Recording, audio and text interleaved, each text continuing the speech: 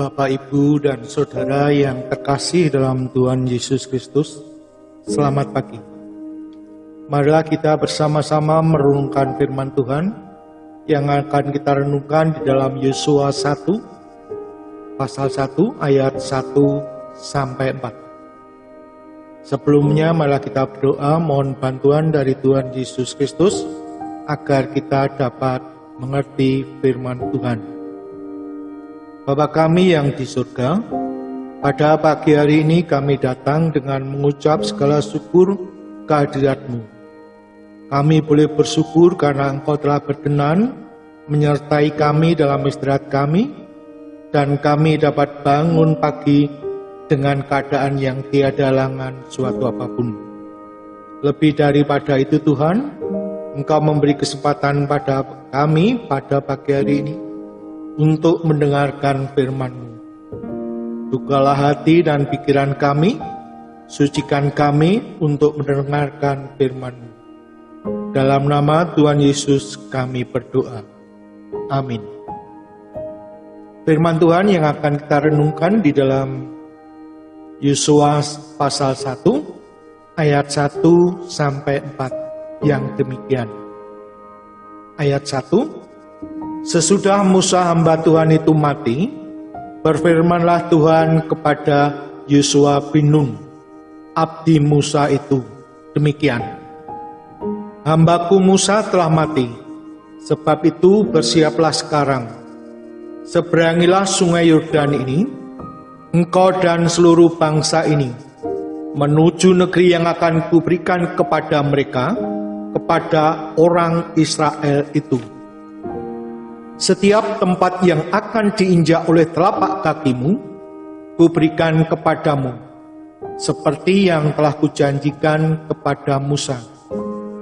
Dari padang gurun dan gunung Libanon yang sebelah sana itu, sampai ke sungai besar, yaitu sungai Efrat, seluruh tanah orang Het sampai ke laut besar, di sebelah matahari terbenam, semuanya itu akan menjadi daerahmu.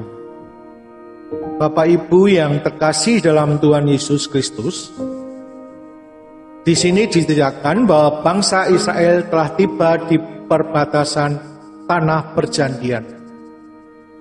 Dan pada saat itu, bangsa Israel dihadapkan pada pilihan yang penting dalam perjalanan menuju tanah perjanjian. Bangsa Israel dihadapkan dua pilihan yang sangat sulit, yaitu pertama, bangsa Israel menyeberangi sungai Yordan untuk menuju ke Kanaan, atau bangsa Israel tidak mau menyeberangi sungai Yordan, yang itu artinya bangsa Israel tidak akan sampai ke tanah perjanjian. Bapak Ibu yang terkasih, sementara bangsa Israel baru saja ditinggal Musa yang telah wafat. Dan perintah Tuhan kepada Yosua jelas. Berfirmanlah Tuhan kepada Yosua bin Nun, bersiaplah sekarang, seberangi sungai Yordan ini, engkau dan seluruh bangsa ini. Saya ulangi perintahnya, bersiaplah sekarang. Seberangi sungai Yordan ini, engkau dan seluruh bangsa ini. Perintah Tuhan kepada Yosua jelas sekali. Bersiaplah sekarang. Seberangilah sungai Yordan. Bapak Ibu yang terkasih dalam Tuhan Yesus Kristus, dapatkah bangsa Israel pada saat itu menyeberangi sungai Yordan? Jawabnya tidak dapat. Bangsa Israel tidak akan dapat menyeberangi sungai Yordan.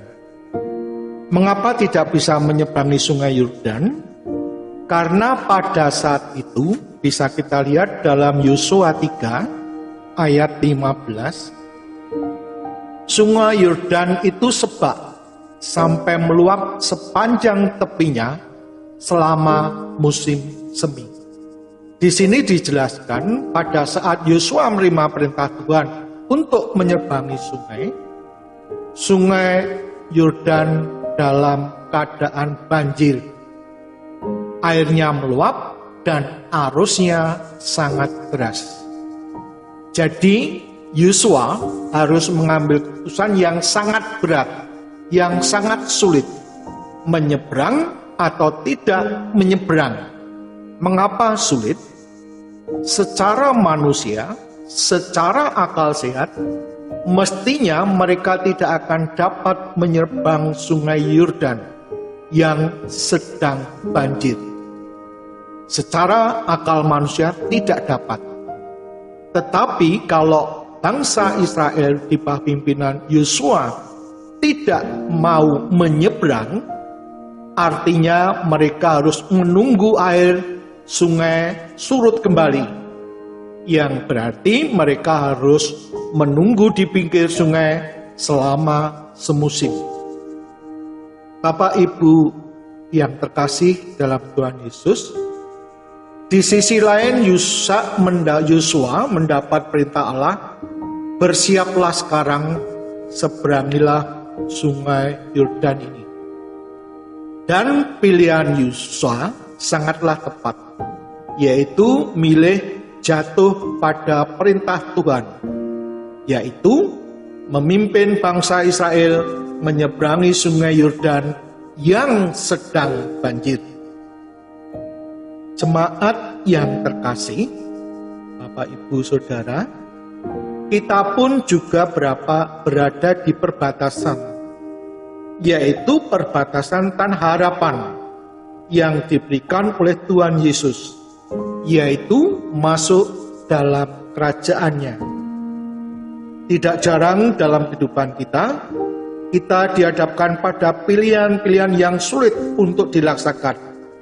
Memilih menurut perintah Allah yang kadang-kadang secara akal sehat tidak dapat atau berat untuk dijalankan, atau memilih menolak tidak menjalankan perintah Allah.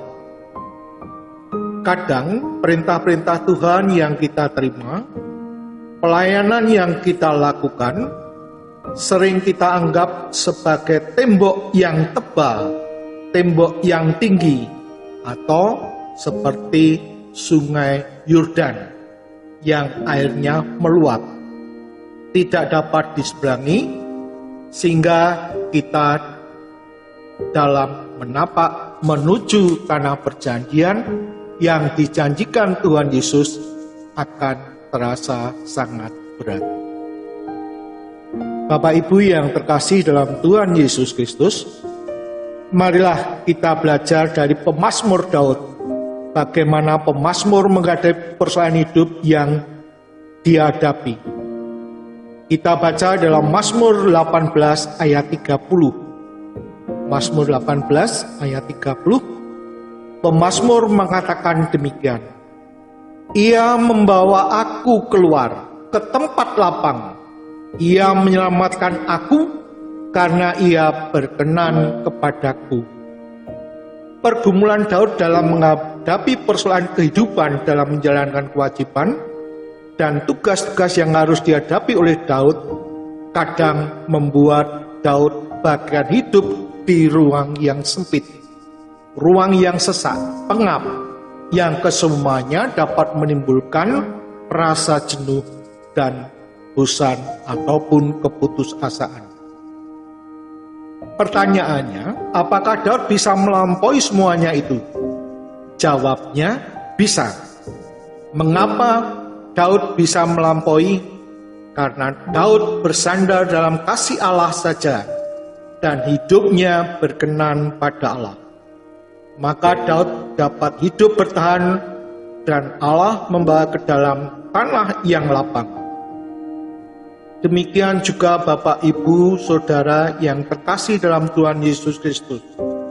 Kita juga akan bisa menghadapi persoalan hidup ini jika hidup kita berkenan dan bersandar pada kasih Allah. Kita akan bisa menghadapi persoalan hidup ini jika hidup kita berkenan dan bersandar pada kasih Tuhan.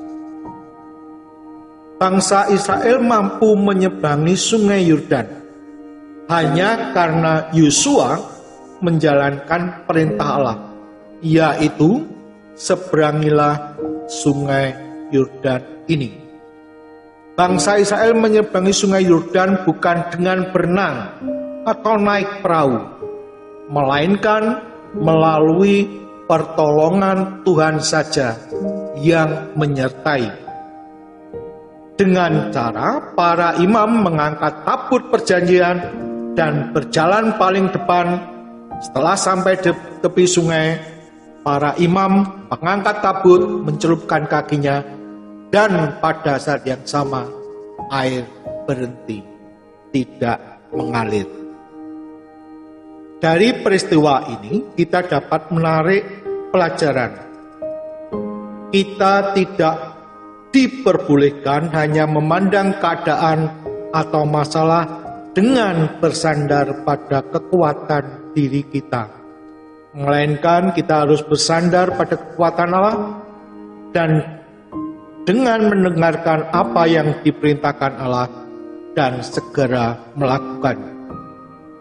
Marilah kita lihat Yohanes 17 ayat 8. Sama seperti engkau telah mengutus aku ke dalam dunia, demikian pula aku mengutus mereka ke dalam dunia.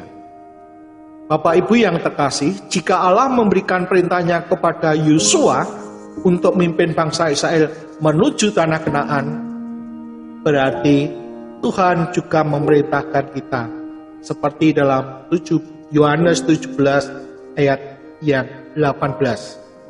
Sama seperti engkau telah mengutus aku ke dalam dunia, demikianlah pula aku telah mengutus mereka ke dalam dunia. Tuhan telah memberikan seorang pemimpin bagi bangsa Israel yang mengganti Musa, yaitu Yosua, yang berarti Tuhan itu penolong. Ia memimpin bangsanya masuk ke tanah perjanjian. Tuhan Allah juga memberi kepada kita seorang penolong yang memiliki kesamaan nama, yang artinya yang memiliki arti yang sama, yaitu Tuhan Yesus Kristus. Bersama Tuhan Yesus kita dapat menghadapi hari depan tanpa perasaan takut dan khawatir. Dan jika rasa kekhawatiran datang pada kita, perintah Tuhan, serahkan kekhawatiran itu kepada Tuhan, dan Tuhan akan menanggungnya. Karena Tuhanlah yang memimpin kehidupan umatnya menuju tanah perjanjian yang akan diwarisi oleh umatnya.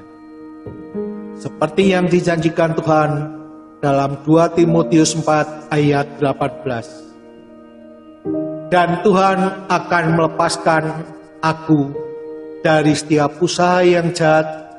Dia akan menyelamatkan aku sehingga aku ke dalam kerajaan-Nya di surga. Baginya lah kemuliaan selama-lamanya. Amin. Tuhan beserta kita.